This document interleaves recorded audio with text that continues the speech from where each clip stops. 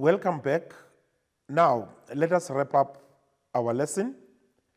Let's start with a recap of the concept map. We started by converting fractions to decimals and decimals back to fractions. And then we did decimals to percentages and converted percentages to decimals. Then the last part was when we did percentages, converting them to fractions, and fractions back to percentages. Now, we also have a recap of the new words that we have learned in this lesson. The first word was equivalent, which meant equal in value. Different form of writing, different levels of fractions using smaller numbers, and yet the value remained the same. That's what's important for us, that when you use that, the value remains the same. And then the second word that we've learned is convert, which means to change.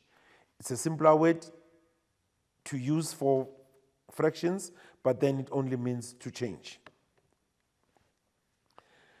An error that we need to be aware of is that when you are comparing values, first make sure that they are of the same form.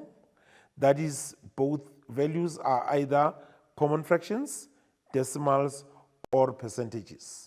So make sure that they are the same before you start comparing them. And for today, let's close off with the challenge.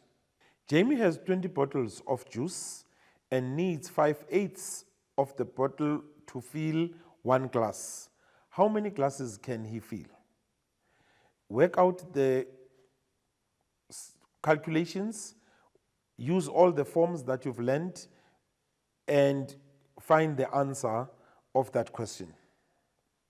That's all for today.